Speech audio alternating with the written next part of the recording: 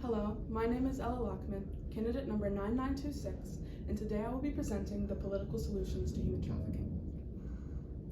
Human trafficking has become an exponentially increasing problem in the past 10 years in North Carolina. North Carolina now ranks number 9 in states with the most human trafficking. First, I'll talk about sex trafficking. There have been 700 charges in the past 5 years of sex trafficking in North Carolina. Charlotte is a hotspot for this kind of sex trafficking due to its proximity to I-85 and also due to the drug addiction and homelessness rates. Drug addiction and homelessness are two large factors that increase vulnerability to being trafficked, and Charlotte has experienced a dramatic increase in both of these factors in the past 10 years. So what is the demographic for people being trafficked? 98% of victims are female, 64% are minors, and the average age for a victim is 14 years old. Now for forced labor. 68% of all reported human trafficking in North Carolina is forced labor, and these include the industries of agriculture, construction, factories, and landscaping. Migrants are the most vulnerable to this kind of trafficking due to their unfamiliarity with their rights and also due to the deceptive recruitment practices that traffickers use. People in transient military communities are also very vulnerable to this kind of trafficking due to private contractors using the same deceptive practices. Raleigh-Durham and Fayetteville's rural areas are a hotspot for this kind of trafficking due to its proximity to I-95. Now looking at trafficking from a global perspective. 79% of all human trafficking in the world is sex trafficking, and it's producing global profits of $150 billion a year. And this happens the most in Libya, Yemen, and the Emirates. For labor trafficking, 20.1 million people are trafficked through forced labor globally, and this happens the most in India, China, and Pakistan. So what has already been done to help with this issue?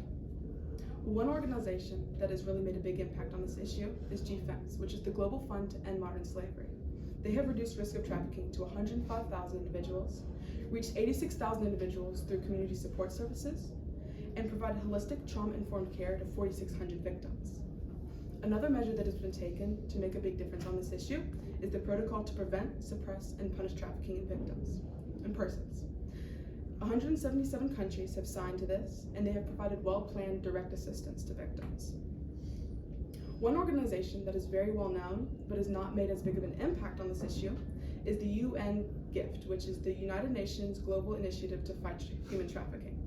The issue with this is the data that they provide is very fragmented, and their core areas of work need to be better defined. They have provided some pilot projects and direct assistance to victims, but not enough to truly make an impact on this issue. So what are my solutions? My first solution deals with legislation and law enforcement. The issue with this is that the laws and policies that surround human trafficking are very weak. To help with this, we need better training in law enforcement. So though how to tackle these human trafficking cases and how to identify human trafficking is covered in their law enforcement training, it is not as concentrated as it needs to be. We also need an increase in punishment for human trafficking crimes and better defined laws. My next solution deals with the prevention, awareness, and support for victims. The issue with this is that there's a lack of general knowledge on human trafficking, and there's a lack of support systems for victims globally.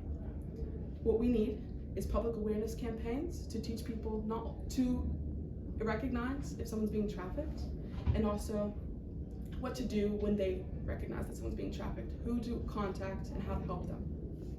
We also need seminars in school to teach students not only how to identify if someone's being trafficked, but how to keep themselves from being trafficked, helping them safely navigate their way through social media and their day-to-day interactions. We also need comprehensive support services for these victims, like shelter, medical care, and trauma-informed psychological support, as there's a big lack of these support systems for victims globally. My last solution deals with international cooperation. The issue with this is that there's a lack of communication among countries involving human trafficking.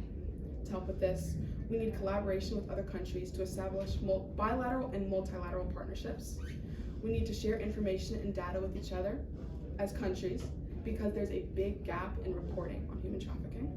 We also need to coordinate global support systems for victims, like I talked about in my second solution, whether that's with mental health support, medical care. We also need mutual legal assistance in trafficking investigations and prosecutions, like I talked about in my first solution, going back to better training with law enforcement, stronger laws. That's it.